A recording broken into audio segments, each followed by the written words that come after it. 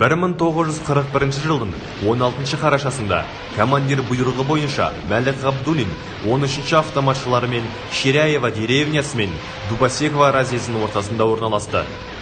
Ключков 28 панфиловшылармен бізден 500 метр қашықтықта болды. Таң ата немістердің 35-ке жуық ұшақтары бомбалай бастады. Жер қақ қайырылғандай болды.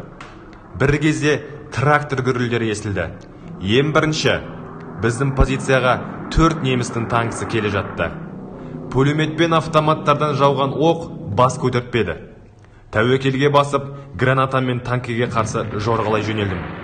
Жатқан күйімде гранатаны лақтырып едім, жетпеді.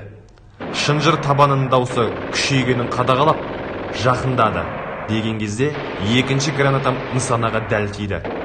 Лап ете түсті. Бір кезеңде люк ашылды. Ішінен шыққан немісті атып өлтірдім. Бір кезде «Ура!» деген айқай шықты. Біздің жігіттер екінші танкіні өртеп жіберді. Немістер артқа шегінді.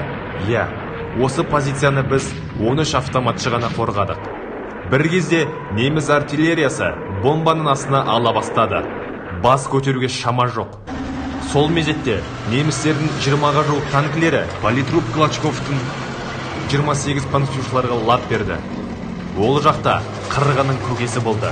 Генерал Карпов бұйрық беріп былай деді: 13 сарбаздың мен 5-ші ротаға көмектесіңдер. Ширяева деревнясында тұрған танкілерді өткізіп, пехотасын құртыңдар деген еді. Олар бізден 1 шақырым жерде орналасты. 5 ротаның алдындағы позицияға орналастық. 15-ке жуық фашистердің тигр танкілерін өткіздік. Командир немістер деген айқай шықты. Басымды көтерсем, 300 метр жерде неміс автоматшылары саппен қаптап келе жатыр. Жақындасын, менің бұйрығымсыз атпаңдар дедім.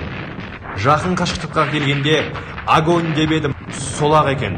Менің солдаттарым шөп орғандай оқ жаудырып, 100-ден аса солдат пен офицерлерді қырып тастадық. 15 минут аралығында екінші атакасын жаныштадық. Әр қайсымызда 10-15 оқтан қалды. Қимылдамаса, осы жерде өлетінімізді біліп, Морозово селосына қарай жорғалай бастады. Неміс артиллериясы біздің позицияны атқылап, жермен жексен қалды. Орын ауыстырғанымыз орынмен болды.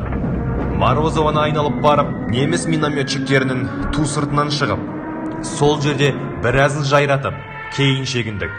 Тек 3-ші күні ғана панфиловшыларға қосылдық. Тек 3-ші күні 28 батырдың ерлікпен шайқасып қаза тапқанын естідік, деп жазды өз докладында Мәлік Ғабдуллин. Міне ағайын, бұл тек 13 панфиловшылардың ерлігі. Қалғандарының тағдыры не болды екен? Жинақтаған Бауыржан Сатыбалдыұлы.